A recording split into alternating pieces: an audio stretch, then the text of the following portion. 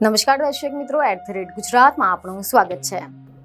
એશિયાઈ સિંહો માત્ર એશિયાનું જ નહીં પરંતુ ગુજરાતનું પણ ગૌરવ છે। એશિયાઈ સિંહોએ આખા વિશ્વમાં માત્ર ગુજરાતના સૌરાષ્ટ્ર વિસ્તારમાં આવેલા ગીર અભયારણ્યમાં જોવા મળે છે। વર્ષ 1980 થી ગીર એશિયાઈ સિંહોના એકમાત્ર નિવાસસ્થાન તરીકે સુપ્રસિદ્ધ થયું છે। ગુજરાત સરકારના વન વિભાગ દ્વારા દર 5 વર્ષે સિંહોની વસ્તી ગણતરી કરવામાં આવે છે, જે અંતર્ગત એશિયાઈ સિંહોની આગામી 16મી વસ્તી ગણતરી અંદાજિત 2025માં સંભવિત તારીખ 10 થી લઈને 13 મે દરમિયાન 2 તબક્કામાં યોજવામાં આવશે। પરંતુ અહીંયા હવે સવાલ એ થઈ રહ્યો છે કે સિંહોની વસ્તી ગણતરી કેવી રીતે કરવામાં આવે છે? શું આના માટે કોઈ પદ્ધતિ હોય છે?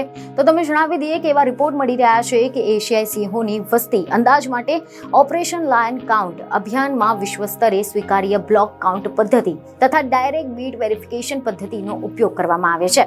આ જેમાં દરેક સબ ઝોનમાં હાઈ રિઝોલ્યુશન કેમેરા મૂકવામાં આવે છે અને આના કારણે દરેક સિંહના સ્પષ્ટ ફોટા મેળવી શકાય અને ડુપ્લિકેશનને ટાળી શકાય। ઓપરેશન લાયન કાઉન્ટ આના અંતર્ગત 2 તબક્કામાં સિંહ ગણતરી કરવામાં આવે છે। આ સર્વેમાં બીટ ગાર્ડ, વનરક્ષણ, વનપાલથી લઈને વન વિભાગના ટોચના અધિકારીઓ તેમજ નિરીક્ષકો અને અનેક વોલેન્ટિયર્સનો પણ સમાવેશ થાય છે।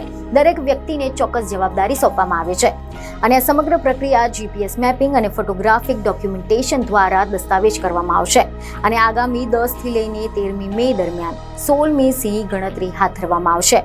વન વિભાગ દ્વારા 35,000 ચોરસ કિલોમીટર વિસ્તારમાં 16મી સિંહની ગણતરી કરવામાં આવશે। રિપોર્ટ એવા મળી રહ્યા છે કે આમાં સૌરાષ્ટ્રના 11 જિલ્લા, 8 રિજિયન અને 32 જેટલા ઝોન, 111 જેટલા સબ ઝોન, 735 સેમ્પલ યુનિટમાં 3000 કરતાં વધારે વન વિભાગના કર્મચારીઓ, પૂર્વ અધિકારીઓ અને એનજીઓના સહયોગથી સિંહ ગણતરી હાથ ધરવામાં આવશે, જેની તમામ તૈયારીઓ વન વિભાગે પૂર્ણ કરી લીધી છે। આ ગણતરીમાં આધુનિક અને મોડર્ન ટેકનોલોજીનો ઉપયોગ પણ કરવામાં આવે છે કે જેમાં પ્રત્યેક પ્રાણીની વ્યક્તિગત ઓળખ થાય તેના માટે ડિજિટલ કેમેરા દ્વારા ફોટોગ્રાફ્સ લેવામાં આવે છે તેવી પણ વ્યવસ્થા કરી દેવામાં આવી છે અને આ સિવાય કેમેરા ટ્રેક સહિતના ટેકનોલોજીના સાધનોનો ઉપયોગ પણ કરવામાં આવશે, જે સિંહની રેડિયો કોલર પહેરાવવામાં આવે છે અને તે સિંહ તેમજ તેના ગ્રુપનું લોકેશન મેળવવા માટે રેડિયો કોલર મદદરૂપ બને છે। જે વિસ્તારમાં સિંહની ગણતરી કરવામાં આવે છે તેની નોંધ કરવા અને સિંહોની હિલચાલ, વિચરણ પેટર્ન તેમજ રહેઠાણના ઉપયોગને ટ્રેક કરવા માટે આ વિસ્તારના નકશા ઊભા થાય તેના માટે GIS સોફ્ટવેર ટેકનિકલ ખૂબ જ મદદગાર સાબિત થશે। આ ગણતરીમાં જરૂર જણાય તેવા કિસ્સામાં આર્ટિફિશિયલ ઇન્ટેલિજન્સ આધારિત સોફ્ટવેર એટલે કે સિમ્બાનો ઉપયોગ પણ કરવામાં આવી શકે છે। આના થકી સિંહનો પ્રાપ્ત થયેલો ડેટા જે સંગ્રહ છે અને તેનું વિશ્લેષણ કરવા માટે આ સોફ્ટવેર એ ખૂબ જ મદદગાર બની શકે છે।